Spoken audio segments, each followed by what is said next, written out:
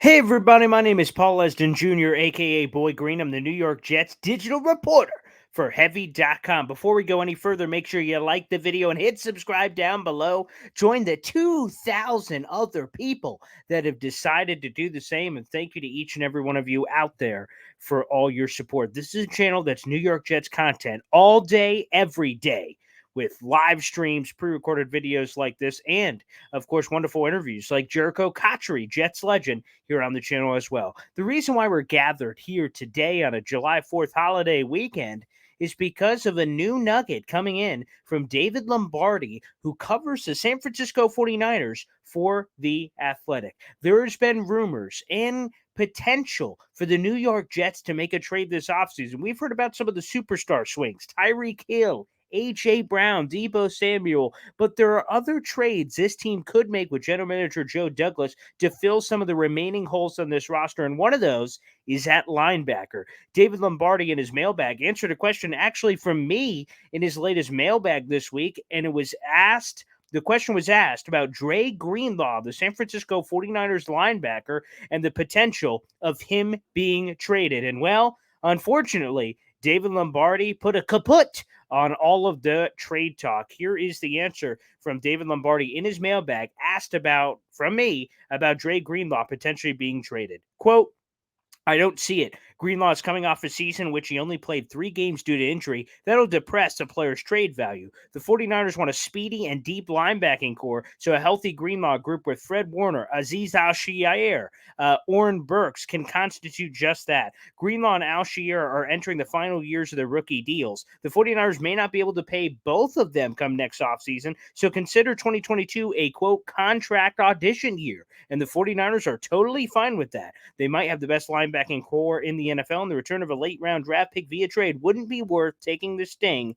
out of that unit, end quote. And let's add some more context to the story. Earlier this offseason, NFL insider Jeremy Fowler of ESPN wrote a piece documenting some of the top under-the-radar trade candidates to keep an eye out for this offseason, and Dre Greenlaw made the list. The 25-year-old is on an expiring contract for $2.6 million. Now, naturally, what Jeremy Fowler dug up made a lot of sense. Dre Greenlaw is young. He's on an expiring deal. The 49ers are absolutely freaking loaded at the linebacker position, and the thought to potentially flip said player for a pick instead of losing him for nothing certainly made a lot of sense. And after Jeremy Fowler put that report out, our good buddies at Badlands with Joe Caparoso and Connor Rogers, a New York Jets subscription paid podcast, they even suggested earlier this offseason after the Jeremy Fowler report that maybe that could lead to the Jets making a trade. There is familiarity between Greenlaw and Robert Saleh.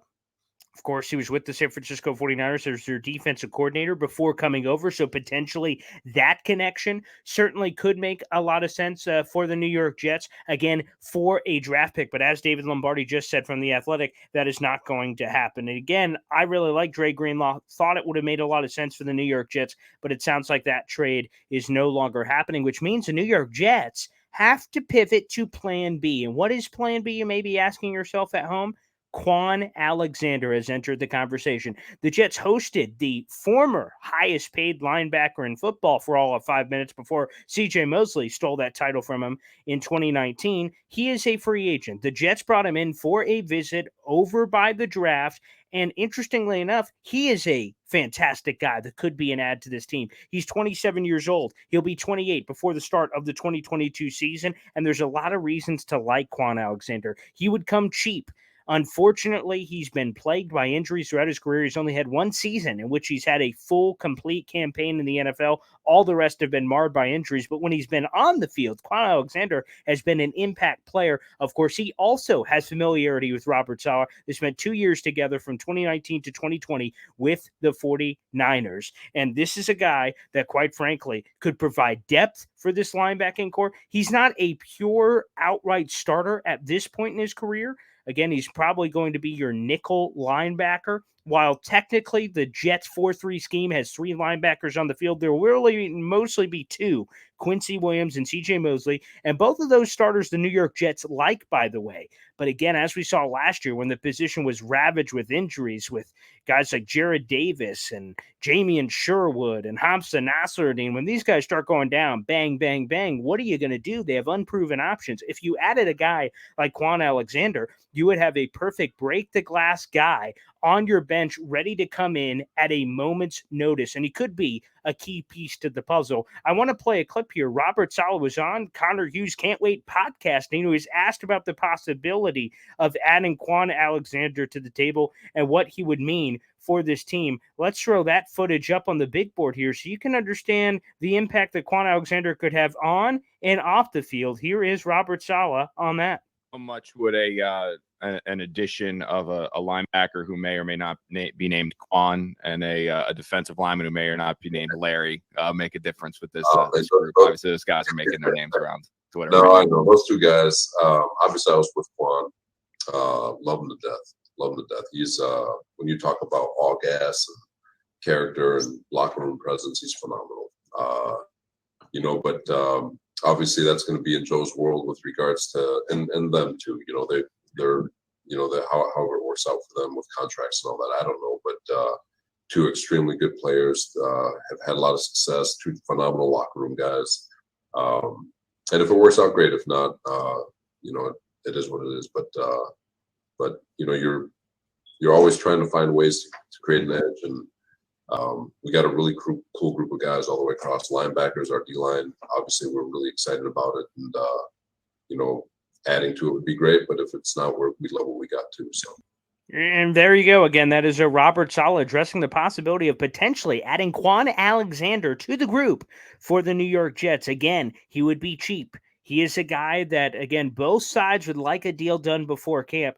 The Jets, according to Leger Duzable, have put an offer on the table for Quan Alexander. And the reason why Quan hasn't signed right now, by the way, a lot of people have asked me that question, is simply this. It's the same thing that happened with Larry Ogunjobi, the other player that Robert Saleh was talking about. Again, that clip predated Larry Ogunjobi signing a deal with the Pittsburgh Steelers. Is it benefits Quan Alexander and Ogunjobi, as we found out, zero to sign right now with the New York Jets. They've got an offer from the Jets. That's concrete. That's on paper. But over the next couple of weeks, anyone could get injured or a situation could present itself, like the Steelers getting a surprise retirement on their defensive line, where all of a sudden a team that is desperate goes, oh, man, we'll throw even more money at you than the Jets would. And Larry Ogunjobi says, sign me up, baby. And you saw it. He got a one-year deal with $8 million that has some incentives. The same thing for Quan. If a team gets an injury at linebacker, they could immediately turn over to Quan and go, Quan, you want some more money? And he could take it. He knows that the Jets offer is on the table. And again, they would like to consummate something, both sides for that matter, ahead of training camp. So keep an eye out for that as things develop and as things progress forward here with the New York Jets and Quan Alexander. Dre Greenlaw, as we heard from David Lombardi earlier, that trade option seems to be off the table, but fret not. Quan Alexander would be a phenomenal fit from an age perspective, scheme perspective, and of course, in the locker room. That could only help the equation. Thanks everybody for tuning in for this quick Jets video on your holiday weekend. I hope you can make sure you support the channel by giving it a thumbs up and hitting subscribe. Let us know. Do you still think a Dre Greenlaw trade could happen? And what about Quan Alexander? Are you on that boat? Make sure you let us know in the comments down below. And again, don't forget to like the video and hit subscribe. More stuff coming up right here on the channel. Again, youtube.com/boygreen25. You can read more about this story in the description down below via Heavy on Jets. Thanks, everybody.